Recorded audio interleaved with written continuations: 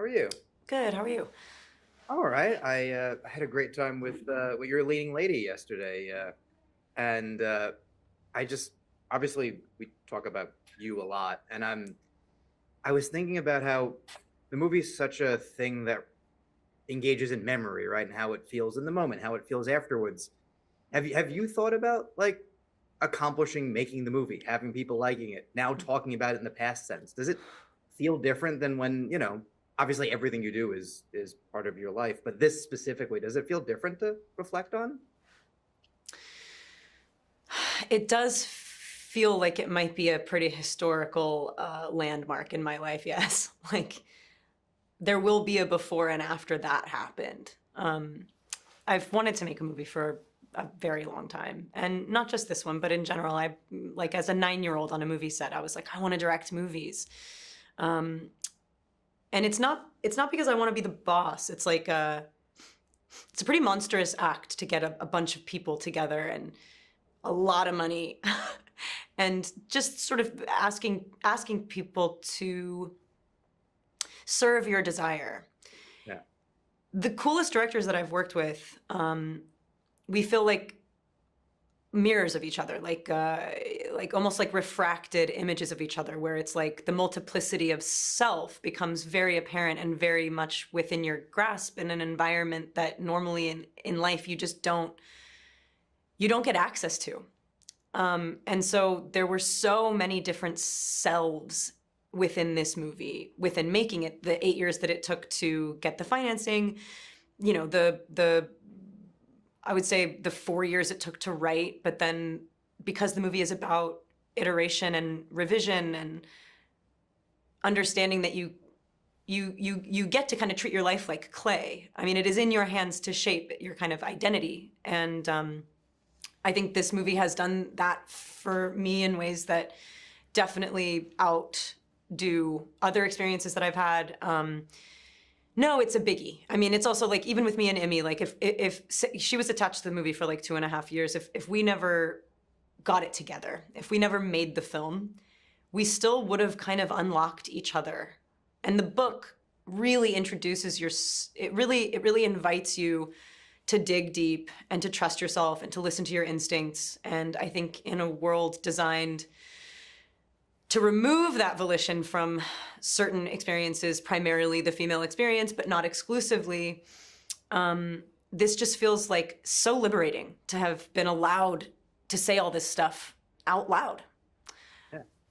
And to do it this way and your way. And obviously when you work with directors and you kind of have in the back of your head that you want to direct, you're clocking things you like and things you don't like. And that all hopefully comes out. And when we were talking about it yesterday, it never even occurred to me until I was watching it, thinking about, a different director makes this movie differently. And honestly, probably worse, just because I don't think you can tell the story this way. You can't have the camera focus on a part of her body and have you feel the way the movie has you feel if you're thinking about what the director's thinking as well. And then you're thinking about what she feels. Did she feel comfortable in that scene? All those things that you hopefully never think about when watching a movie, but you do when you're like, something doesn't feel right. And we're always right. Like there's never a time when you're worried about that and go, no, everyone was happy. You Right. always are like onto something. I think here it feels so, you feel like you and her are like almost liberated in making the film, because it is making it in a way that almost isn't allowed.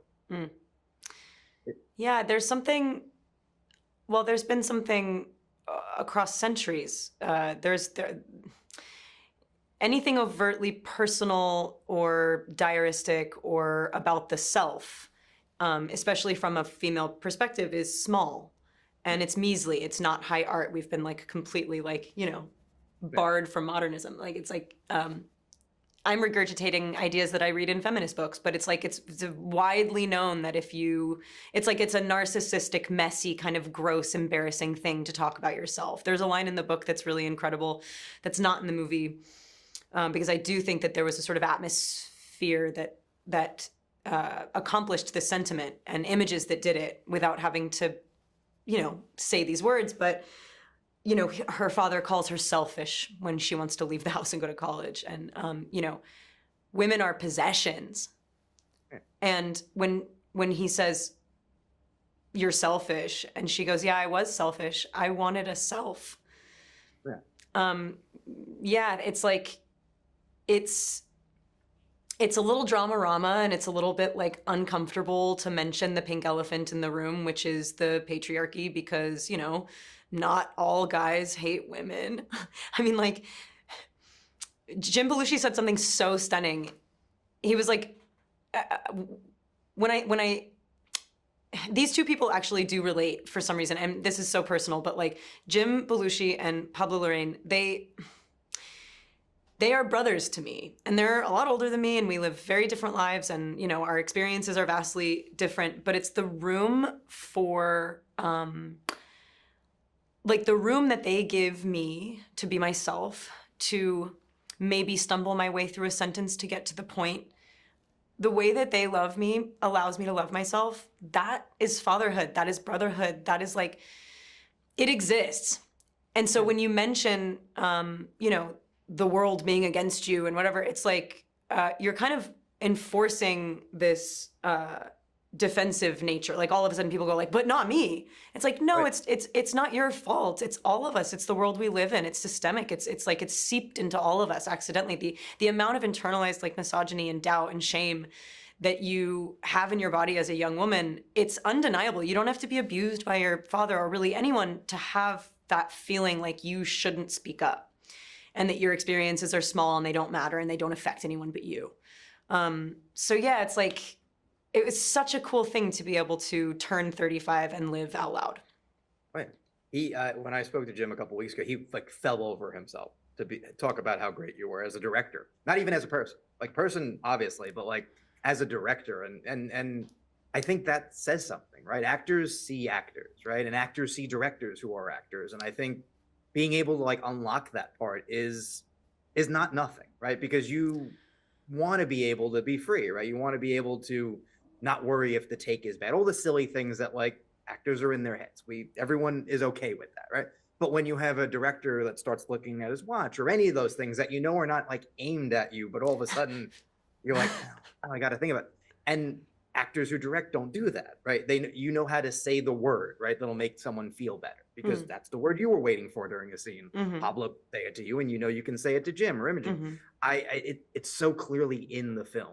And I think it does speak to why it's so silly that we were talking about female filmmakers, like, oh, the thing you want to make is too small, or it's not big enough, or, you know, the shirt I'm wearing is silly, but like, oh, you're making a movie that boys make. Why would you do that? Like, instead of, why do you want to make it? She has done it historically better than the boys. She's done the boy thing better than the boys forever, which is so cool. She didn't carve out her little like female corner, which is like kind of what I'm doing. Like, well, it's insane. And I saw Avatar yesterday and was talking to my girlfriend about it, and saying that at the time when they were going up against each other for the Oscar that year, and Cameron said something, I'm sure he didn't mean it shitty, but he was like something about like, oh, give Kathy director, like Avatar should win picture. And it just comes off like, give her the smaller one. Like, she deserves one. Like, just give me the big, I've won that one already. And it's just said, like, he didn't necessarily mean to be shitty, but like, your experiences teach you it's okay to say that. Absolutely. God, I mean, I could expand on that I could write a book about that. Like, I made a movie about that. You know all too well. We spoke years ago for a movie, and I had the internet mad at me for a review I wrote, and I showed you something, and you just had that look of, oh, I could tell you more about what the internet has to say about people. So I think when someone like you is able to tell a story that is personal but also universal, the world's a better place. The movie world and the real world. So I don't know. You should really like be proud about this, not just because you did it, but because you did it your way. Thank you. No, that's the thing. We're not all so special that like if you push your own buttons, you're going to push other people's buttons. You just have to kind of stay true to desire. You're never going to be alone. Thank you for saying that. That is the nicest compliment. I'm like, my pleasure. Maybe next time you'll have no, I'm not going to finish this. Maybe next time you'll have Kristen Stewart on your t-shirt. No, I mean, listen, from your lips, we can make this happen. I just moderated a Q&A with Catherine. She is fucking so cool. Oh, yeah. And as you said, does it better than the boys. So yep, that's what I think. You're right. You're well on your way. I can't wait for the next one. Please don't take 7 years to make another one. I shan't. I promise you. Okay. Excellent. Can't wait. Thank You you. so much for doing it. See ya.